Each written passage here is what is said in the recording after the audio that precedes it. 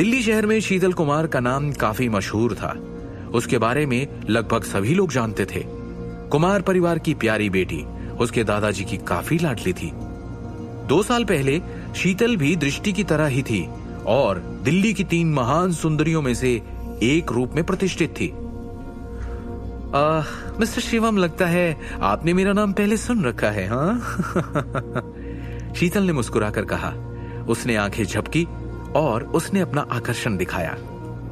मैंने सोचा था कि तुम केवल एंटीक के मामले में ही अच्छे थे। मुझे उम्मीद नहीं थी कि तुम मार्शल आर्ट के भी एक्सपर्ट निकलोगे। तो मुझे क्यों ढूंढ रही हो? शिवम ने शांति से पूछा। शीतल ने कहा, वेल मिस्टर शिवम, आपने मेरी आज की योजना बर्बाद कर दी। आपको क्या लगता है मैं आपको क्यों मिलना चाहती हूँ? किस बारे में बात करना चाहती हूँ आपसे? शिवम ने कुछ देर सोचा, फिर मुस्कुराकर उससे पूछा, अमरिंदर साहब, वो साहब सर तुम्हारे लिए काम करते हैं? होशियार हो, हाँ? शीतल ने गर्व से कहा। वो दरअसल मूल रूप से एक जाल था जिसे मैंने अपने बेवकूफ चचेरे भाई को चारा डालने के लिए बिछाया था।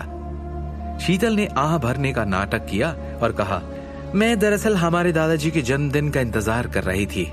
जब ऋषभ उन्हें वो पोर्सिलीन की बॉटल्स का जोड़ा गिफ्ट में देता, मैं भांडा फोड़ देती कि वो नकली है। पर आप बीच में आ गए और मेरी योजना पर पानी फेर दिया। शिवम ने कहा, हाँ, अच्छी योजना थी। शीतल चाहती थी कि उसके दादाजी का ऋषभ पर से विश्वास उठ जाए। अमीर परिवारों में एक दूसरों के बीच उत्तराधिकारी की गद्दी के लिए आपस में संघर्ष और ऐसी योजनाएं बनाना आम बात थी। हालांकि शीतल कुमार के साथ हमेशा ये 2 शीर्ष हत्यारे थे। उसने इस तरह के प्रसिद्ध एंटीक डीलर साहब सर को शतरंज की गोटी के रूप में इस्तेमाल किया।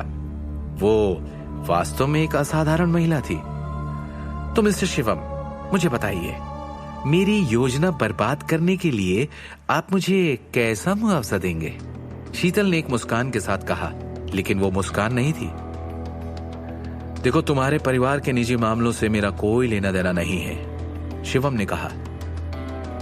मिस्टर शिवम, मेरा भाई ऋषभ वास्तव में बेवकूफ है, लेकिन हमारा कुमार परिवार न बेवकूफ है न सरल जैसा आपको लगता है। क्या आप सच में सोचते हैं कि आप पूरे कुमार परिवार को अपने आप हरा सकते हैं? शीतल की आवाज में चेतावनी का संकेत था। क्या आपको लगता है ऋषभ आपको इतनी आसानी से जाने देगा? शीतल ने धीरे से कहा। उसका स्वर बहुत गरिमापूर्ण था। मिस्टर शिवम, मैंने अपनी आंखों से धरोहर हाउस में जो हुआ वो सब देखा है। आपका संग्रह कौशल बहुत अच्छा है। मैं आपको अपने लिए काम करने का मौका दूंगी। फिर ऋषभ सामने आएगा तो आपको उससे डरने की जरूरत नहीं होगी। शिवम को दिलचस्पी हो गई और उसने पूछा, तुम्हें इतना विश्वास क्यों है कि मैं तुम्हारे लिए कुछ करूंगा? मना कर सकते हैं आप? शीतल ने पूछा। फिर वो हंसी। उसकी राय में शिवम के लिए ये एक शानदार अवसर था। अगर उसने शीतल की मदद नहीं की तो वो ऋषभ के खिलाफ कैसे लड़ सकता था? ऋषभ चाहे कितना भी मूर्ख क्यों ना हो, वो अमीर और शक्तिशाली था। शिवम सिर्फ मार्शल आर्ट्स और एंटीक के कौशल के बल पर क्या कर लेता? मुझे कोई दिलचस्पी नहीं है।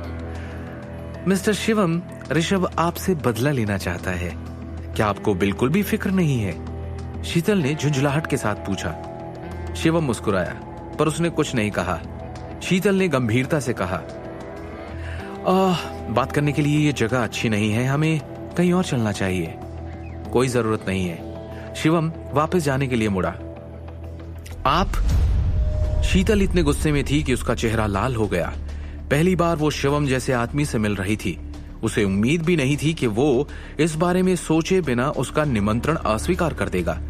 उसे नहीं पता था कि इस आदमी में इतना आत्मविश्वास आया कहां से। शिवम, तुम एक लड़की का सामना कर रहे हो। क्या यह व्यवहार बहुत अभद्रतापूर्ण नहीं है? शीतल ने शिकायत की। मैं यहां अच्छे इरादे से आई। ऋषभ के भेजे गुंडों से तुम्हारी मदद की। जरा सोचो, अगर मैंने वो योजना न बनाई होती तो तुम आज सबके सामने ऋषभ को नीचा दिखा पाते? क्या अब भी तुम्हारे पास बात करने का समय नहीं है?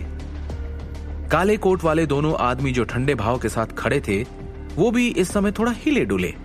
उनकी राय में शीतल कुमार इतनी दयालु कभी किसी के लिए नहीं रही जैसा उनका चरित्र है। जब शिवम ने उनका निमंत्रण अस्वीकार कर दिया तो उन्हें उसे तुरंत डांटना चाहिए और दोनों आदमियों को उसे पीटने का आदेश देना चाहिए। तो शिवम के लिए वो इतनी विनम्र क्यों हो गई? शिवम एक पल के लिए झिझका, फिर उसने हां में सर हिलाया। काले कोट वाले आदमी स्टाइलिश गुलाबी रंग की स्पोर्ट्स कार की तरफ चलकर जाने लगे। शीतल कार की पिछली सीट पर बैठ गई और शिवम उनके पीछे पीछे चल दिया। क्या शीतल कुमार के इरादे सच में नेक हैं या वो ऋषभ से मिली हुई है? कहां ले जा रही है वो शिवम को? आगे की कहानी जानने के लिए देखिए अगला एपिसोड सिर्फ पॉकेट एफएम के यूट्यूब चैनल पर और शिवम द हिडन वॉरियर के सारे एपिसोड्स को सुनने के लिए डिस्क्रिप्शन में दी लिंक से डाउनलोड करें पॉकेट एफएम ऐप।